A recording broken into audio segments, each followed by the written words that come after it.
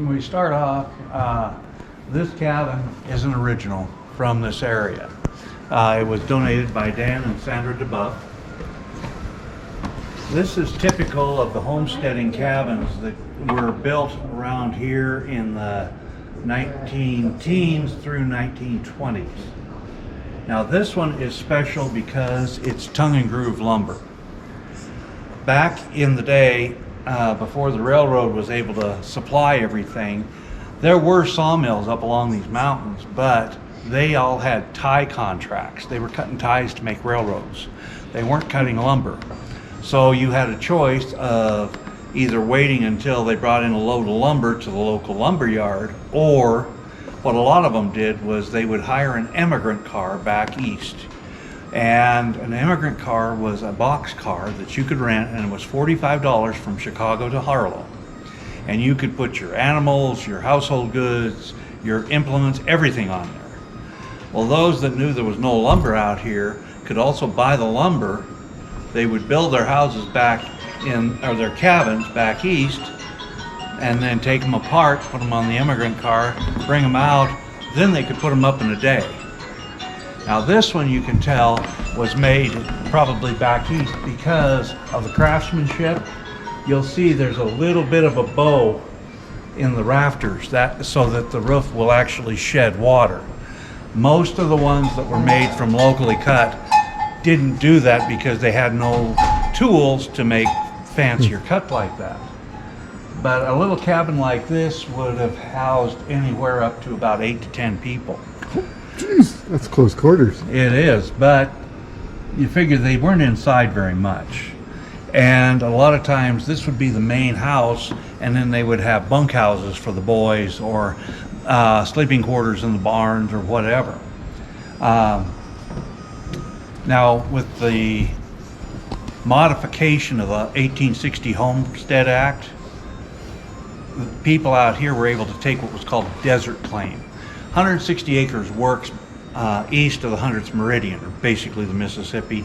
Out here, you starve to death on it. That's why they used to say 160 acres was too small to live on and too big to die on.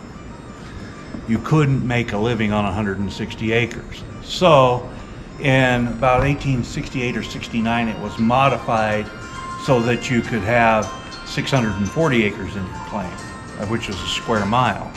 Now, if Dad made a claim and Mom made a claim, all of a sudden you got 2 square miles. And if the grandma came along, she'd have a claim. And pretty soon you've got a sizable chunk of ground. Now,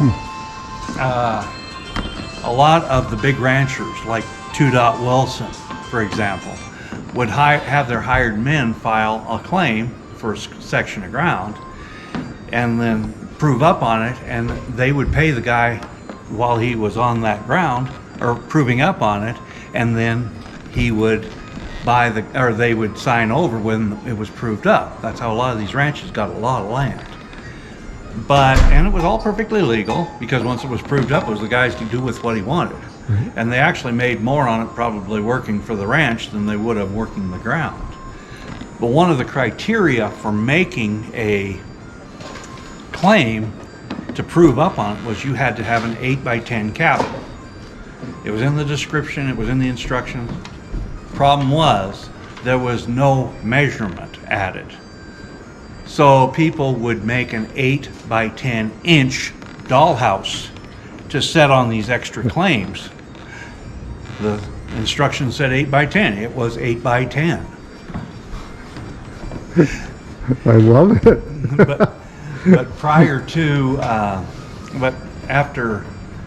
even after they had modified the Homestead Act, by 1880 there had only been about 370 claims filed in eastern Montana, in part due to the Indian troubles. Once those wars were pretty much handled, after the 1878 Nez Pierce wars, people started moving in more and more. And the Milwaukee Road and other railroads, because they had been given land grants to pay for bringing the settlers, or for bringing the rails out here, advertised heavily to bring settlers out here.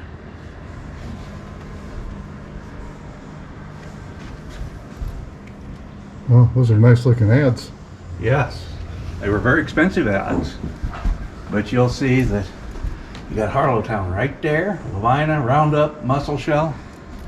They're all on the Milwaukee line.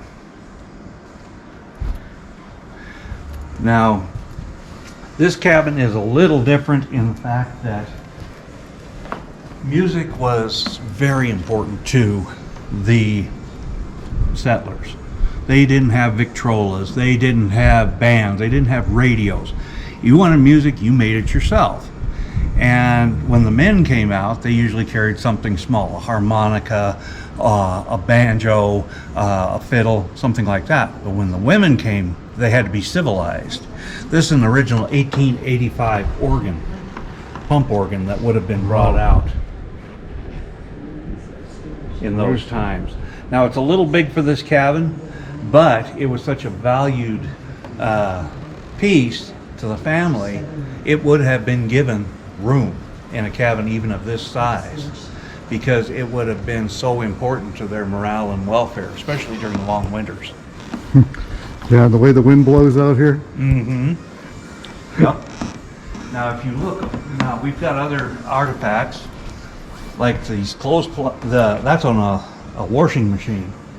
Yep. You'll notice on the plunger it has baffles in it. Oh, wow. Yeah. This was actually patented back in about 1833.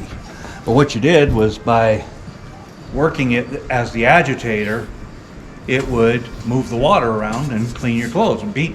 It was better than smacking your clothes on a rock on the side of a creek. Mm-hmm. And then the Voyager snowshoes, you had to have those in deep country snow. Those are the ones you use for traveling for a long ways. A lot of people think of the bear paws or that. Those are for close quarter, real tight in brushy areas. They don't work when you're trying to travel long distances. Right. These kind were used by the mail service to take mail back into like mining camps like Independence. Okay. That there was no way to get in otherwise. So they'd put a backpack full of mail on, strap those snowshoes, or they'd pull a toboggan loaded with mail. And up and over the mountains they would go. That sounds like too much work. It was. It was. I'd rather carry a backpack. And Ricky the Rattler. Yeah. Now this is the kind, if you didn't have a log cabin or a frame cabin, this is the kind of building you would have probably made. This is called a soddy. And you'll notice the walls are about 3 feet thick. Right. Now, when I first saw this, I was going, man, how did them gals keep their blouses so white? Because in a soddy, you had a sawed roof as well. Right. And usually you had to hang canvas or something on the inside to keep dirt and bugs and rattlesnakes from dropping in on your head. But you'll notice in this picture, this grass, this is just constructed. This is moving day. They're going into it. That's why they their took the clothes are picture. so clean. Okay. Yeah. But they were a lot warmer than frame built or board built house like this. Now this house would have probably been covered in tar paper or felt to seal it and to keep the drafts and everything out. That's what the original tar paper shack. Yep. They're all over the South, or they still were in the 80s. Oh yeah, oh yeah. Now this bar from the Black Bear Pool Hall in Harlow. Okay. The slot machine, it was in there until the 1970s, I believe. But we have this set up as a demonstration of what a lot of bars were. In the mining camps, a bar could be a tent with 2 barrels, like that rain barrel, and a board across for the bar. They weren't too picky as long as you had fire water. But with the coming of civilization, they made bars. Now you'll see the big mahogany back bars in some of the old buildings. Those were very expensive and had to be shipped in, and those were only for the high class places. This was a barbershop, pool hall, and bar. So it was. This was a working man's bar. Yep. Cool. I'm gonna grab my camera to take with too. Just in case there's something I want to take a picture of. Okay. Now, our front piece here, these cabinets all came from the Barber store. Oh, And really? Barber no longer basically exists. There's a couple buildings out there, but you'll see pictures along the front there of. Okay, yeah, I've gone to Barber and looked around and there was nothing there except for some old dilapidated buildings. Yeah. And that big concrete thing sitting out in the middle field. Yeah, exactly. You know was what that is? No, I have no idea. For a long time I thought it was a whole jail cell. It's not. That was the bank vaults. Oh, that makes sense. Yeah. But you can see we have several items that would have been carried in the store, as well as displays like the embroidery and notions, needles. Now this is kind of a nice one. This talks about, or this is from the Graves Motel. It was a drummer, a salesman, traveling salesman, who went through and didn't pay his bill and left his samples case. So this was stuff that was in his case. Now, my favorite piece, you know what a straight razor is? Oh, yes, totally. Okay. How about the safety razors? No, I don't think I've ever seen one. This is a safety razor. Oh, okay, so that's what they used to call those. Okay. Yeah, they didn't cut you as bad as the straight razors. Yeah. But Save your jugular. yeah, people were very, very thrifty because this stuff was expensive. Mm-hmm. So you put your razor blade in here, Oh, wow. Sure. and you could strop your blade and use it over and over. Instead of the disposable razors, you use this. That's cool.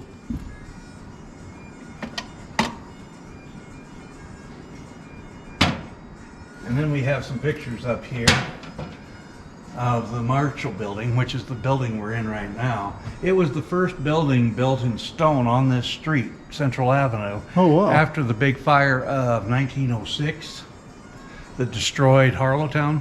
Harlowton Main Street used to run from the courthouse past the Catholic Church, what's now the Catholic Church, and that was Main Street. But Okay. after it burnt, there was about 24 buildings burnt. They started building on Central Avenue because it went down to the rail depot. This was the first building built on this street. Oh, It's that's older cool. than the Graves. Wow. And in fact, during the fire, see, because of the Chinese Exclusion Act in the 1850s, when they were building the railroads up here, they couldn't import Chinese workers. But they didn't say anything about Japanese. So at the time of the fire, there were about 200 Japanese that were working for the Northern Pacific and Milwaukee roads. And when the fire was going, the Japanese made a bucket line pulling merchandise out of the store and saved about $25,000 worth of merchandise from one of the local stores that was uptown. Wow. Yeah. That's impressive. Well, no, what's really impressive is there were about 30 Japanese families that stayed in Harlowton after the fire and after the railroads were built. Mm-hmm. In fact, if you look at this blueprint that was drawn for the Milwaukee Road, you'll see that's Japantown. Okay. They even note their outhouses and stuff. Wow. Huh. So, and they stayed, and in 1942, after Pearl Harbor, when the rest of the Japanese were put into internment camps, yes, right after December 7th, the sheriff went down and took their cameras and rifles. I'm sorry about that, Ross. But when the feds came and said we want to put these guys into these camps, the city fathers of Harlowton said no. These are our friends and neighbors, they stay. That's impressive. So the Harlowton Japanese did not go. They didn't lose their, Don, I'm sorry. Don's coming to get her hours. yeah, mine's in his folder. Okay, well then I'm gonna put mine. But anyway, there were several people from Harlow that served in the 442 Combat Brigade, the Go for Broke Battalion of Japanese Nisei, first generation Japanese, that served in Europe. Daniel Imhoff of, Inouye of Hawaii, a Medal of Honor winner, lost his right arm in the war. He was one of the Go for Broke Battalion. It was comprised entirely of Japanese Americans, but they wouldn't let them fight in the Pacific. They sent them over to Europe, so they mostly fought in Italy and France. But out of the 18,000 men that served in it, there were about 9,000 Purple Hearts and other citations given, because they really went, they were trying to prove themselves as Americans, and they just really went. And Hank Manida was one of them from here. In fact, later on he served as postmaster for Harlow, and he was also with the bank here for about 20 years.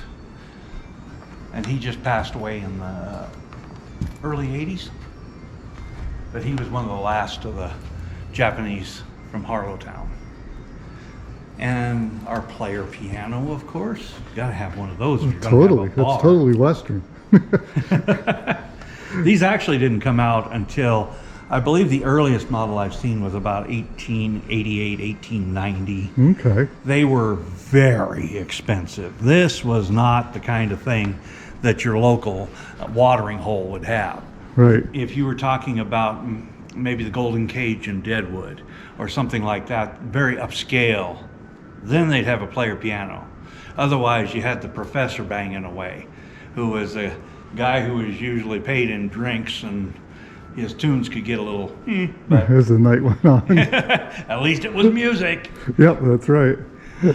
We are also part of the Nez Pierce Trail. Yeah, which I find very interesting. In 1877, the Nez Pierce were supposed to be moved to a reservation in the Wallowa Valley in Idaho and Washington, out their tribal lands. And Joseph, their primary chief, was willing to go. But Whitebird, one of the sub-chiefs, wasn't, and got mad and went out and